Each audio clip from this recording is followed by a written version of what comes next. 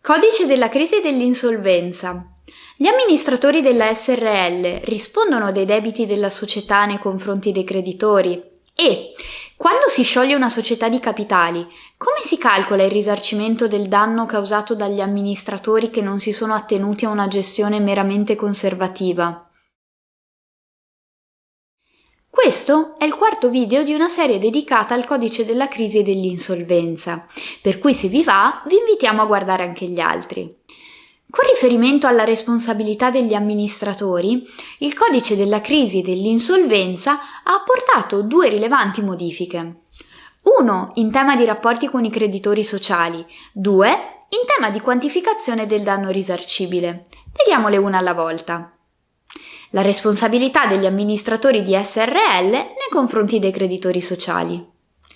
Il codice della crisi e dell'insolvenza ha introdotto uno specifico rimedio azionabile dai creditori di SRL nei confronti degli amministratori, i quali non abbiano preservato l'integrità del patrimonio sociale.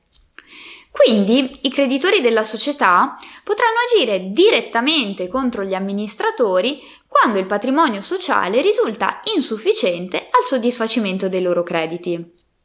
Prima dell'entrata in vigore del codice della crisi e dell'insolvenza, questo rimedio era previsto solo per la società per azioni. Infatti, la riforma di diritto societario del 2003 aveva omesso ogni riferimento a tale strumento di tutela nell'ambito della SRL. Secondo l'opinione maggioritaria, si trattava di un'evidente lacuna del legislatore. Altri autori ritenevano invece che fosse una scelta consapevole, giustificata dalle caratteristiche peculiari della SRL, in quanto strutturalmente diversa dalla SpA. Nella prassi era prevalsa l'opinione maggioritaria, con conseguente applicazione analogica del rimedio espressamente previsto a tutela dei creditori sociali di SpA anche ai creditori di SRL. L'incertezza è venuta meno con l'entrata in vigore del codice della crisi e dell'insolvenza, che ha espressamente introdotto questo rimedio anche a tutela dei creditori di SRL, così armonizzando nel complesso il sistema della responsabilità degli amministratori anche a garanzia di un corretto esercizio del potere gestorio. I nuovi criteri di quantificazione del danno cagionato dagli amministratori che, in caso di scioglimento della società, non si sono attenuti a una gestione meramente conservativa. Come anticipato, il codice della crisi e dell'insolvenza ha apportato un'ulteriore innovazione in tema di responsabilità degli amministratori, che si applica a tutte le società di capitali in cui si sia verificata una causa di scioglimento. Ai sensi dell'articolo 2486 del Codice Civile, al verificarsi di una causa di scioglimento e fino al momento della consegna della società nelle mani dei liquidatori, gli amministratori mantengono ancora il potere di gestire la società, ma ai soli fini della conservazione dell'integrità e del valore del patrimonio sociale. In altri termini, devono limitarsi a una gestione meramente conservativa.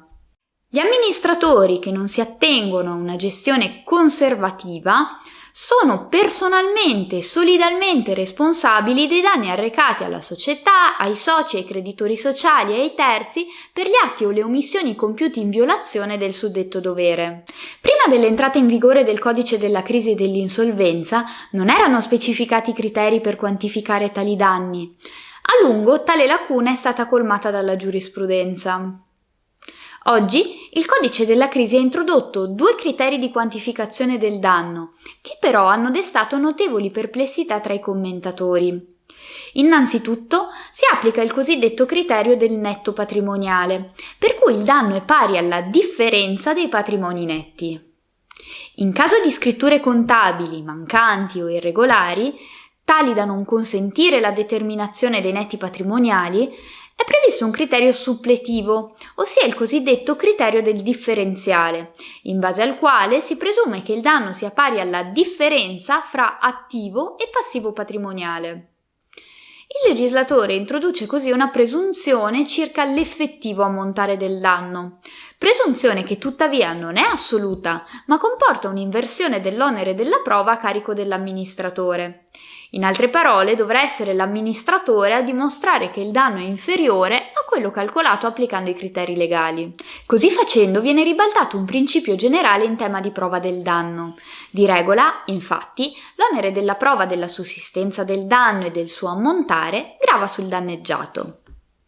Pare che il legislatore, tramite questa innovazione, abbia voluto semplificare il lavoro dei giudici e degli organi delle procedure concorsuali, che non saranno più tenuti a provare il nesso causale tra la prosecuzione illecita dell'attività di impresa e il danno che ne sia conseguenza immediata e diretta.